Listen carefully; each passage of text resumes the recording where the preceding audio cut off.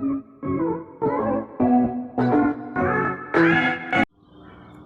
हिंद दोस्तों। आज हम 3 पॉइंट स्टार्टर के बारे में पढ़ेंगे जो कि डीसी शंट मोटर के लिए है।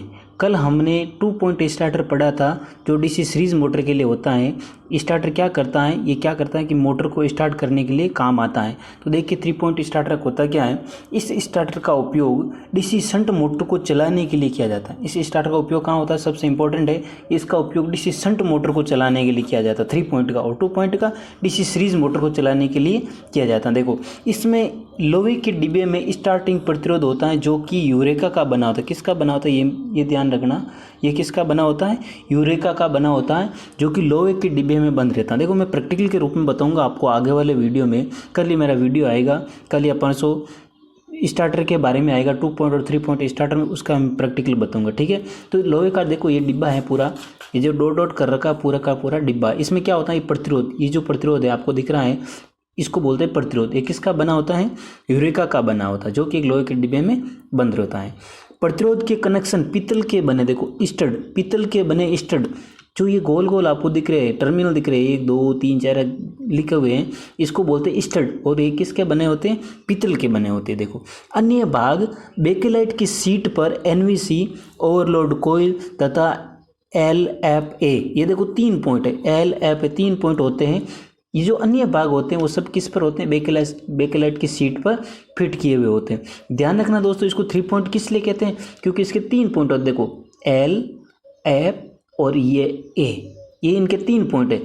2 पॉइंट में क्या होता है, यहाँ पर 2 पॉइंट ही होते हैं, ठीक है, इसलिए उसको बोलते हैं 2 पॉइंट स्टार्टर।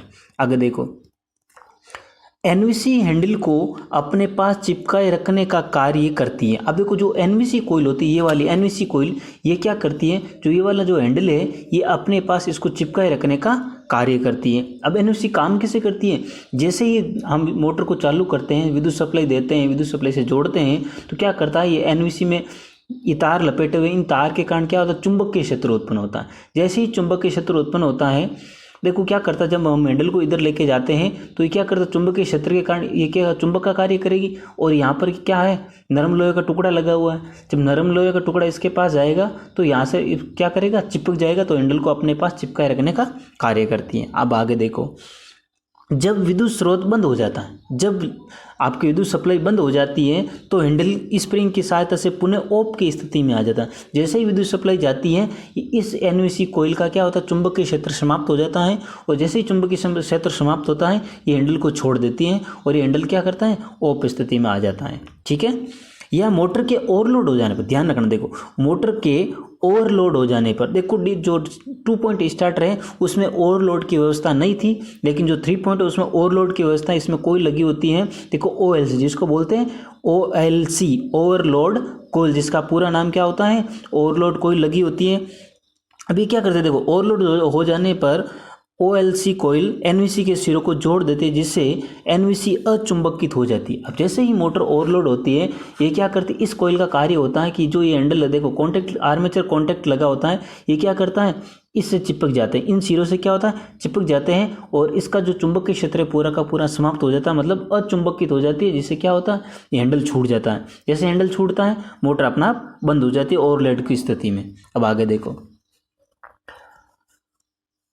यदि मोटर ओवरलोड हो जाए तो OLC कोयल में कॉन्टैक्ट आपस में जुड़ जाते हैं। ये क्या करेगा, ओवरलोड की स्थिति में जो कॉन्टैक्ट, देखो यहाँ पर चुंबकीय क्षेत्र होगा, जैसे ही ओवरलोड होता है यहाँ पर चुंबकीय क्षेत्र के कारण ये क्या करता है, ये आपस में क्या हो जाएंगे, जुड़ जाते हैं। ठीक है, आगे देखो, वह वहाँ से एनवीसी के संपर्क में रहता है, एनवीसी के संपर्क में आ जाता है, जिससे एनवीसी कोयल अचुंबकित हो जाती है। ये एनवीसी क्या करेगी, अचुंबकित हो जाएगी, और इसके जो कॉन्टैक्ट है ये अपना आप छूट जाएंगे और मोटर जलने से बच जाती है। अब देखो आगे, हैंडल ऑफ हो जाता है। यदि मोटर को बंद करना हो तो हैंडल को धीरे धीरे पुनः ऑफ स्थिति में लाना चाहिए। अब देखो ये तो थी 3 पॉइंट स्टार्टर के बारे में बात। अब देखो यदि हम इसको मैं बताता हूँ कैसे ये ऑन ऑफ कैसे होता है।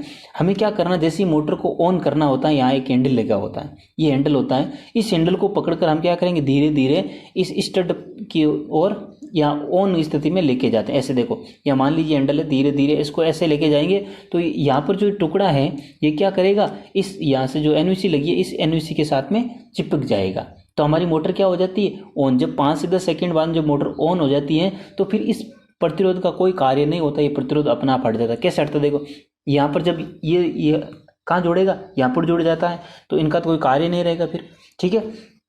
अब जैसे अब फिर क्या करना, मोटर को जैसे बंद करना होता है तो वापस हैंडल को क्या करना, धीरे धीरे इधर लेके आना, तो ये क्या हो जाएगा, बंद हो जाएगी। अब ओवरलोड में क्या होता है, ओवरलोड में ये कोयल काम करती है, OLC ओवरलोड कोयल काम करती है। कैसे काम करती है, जैसे ही ओवरलोड हुआ इसमें चुंबक के क्षेत्र उत्पन्न होता है और उस चुंबक के क्षेत्र के कारण ये क्या करेगी, इनके टर्मिनलों से जुड़ जाती है। ये हैंडल ऊपर होगा और इनके टर्मिनलों से जुड़ जाएगी। जैसे इन टर्मिनलों से जुड़ जाती है तो जो इसका जो चुंबक के क्षेत्र होता है वो समाप्त हो जाता है और ये क्या करेगी, इसको इस हैंडल को छोड़ देगी और आपकी मोटर बंद हो जाएगी, ठीक है।